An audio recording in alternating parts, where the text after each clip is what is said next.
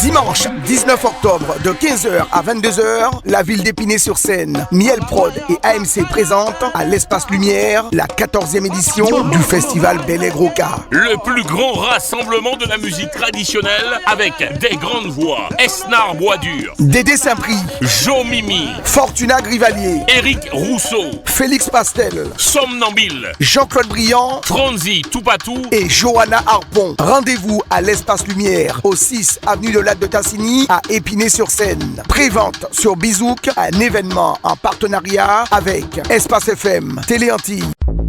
Martinique Actualité.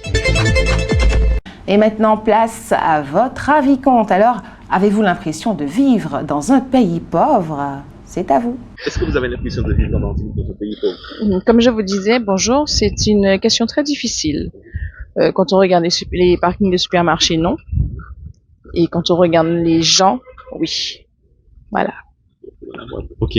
Oui, malheureusement, j'ai bien l'impression de vivre dans un pays qui est pauvre. Bah, écoutez, je fais mes études à Barcelone et quand je vois la différence de moyens, c'est flagrant, quoi. Ouais. Non.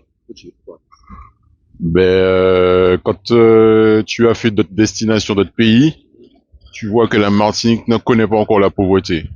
La pauvreté, c'est pas encore ça. C'est-à-dire que c'est vrai qu'il y a des gens qui souffrent de pauvreté en Martinique, mais de manière générale, nous ne pouvons pas dire nous qu'à vivre dans la pauvreté. Non. On comparer avec Haïti, des pays comme l'île Maurice, en Inde, non, nous ne pouvons pas comparer. On est la pauvreté. C'est juste que, les richesses sont mal réparties.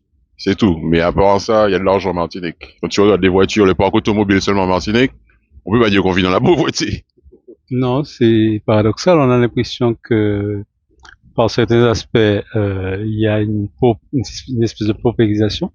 Parce qu'il y a quand même pas mal de gens qui vivent sous le seuil de pauvreté. En même temps, on a, de l'autre côté de l'échelle, des gens qui ont un pouvoir d'achat conséquent et qui leur permettent de vivre très bien, même avec des voitures de luxe. Quand on regarde le parc automobile, on voit qu'il est neuf, il n'est pas...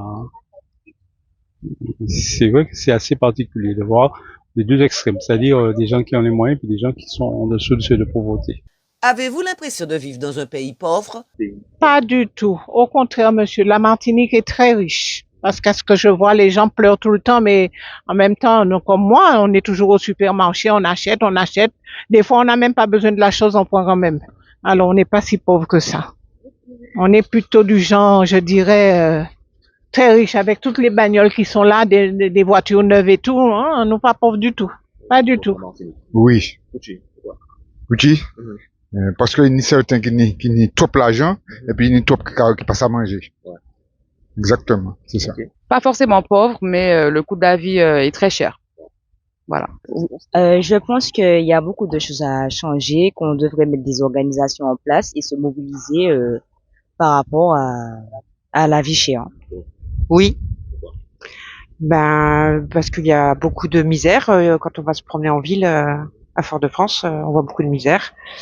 Et à cause du coût de la vie aussi, je pense que ça diminue le pouvoir d'achat des Martiniquais. Au News Radio, assis outremernews.fr. On radio avec Info Guadeloupe, Martinique, Guyane, Réunion, Mayotte et surtout, musique pour tout le monde. Attention,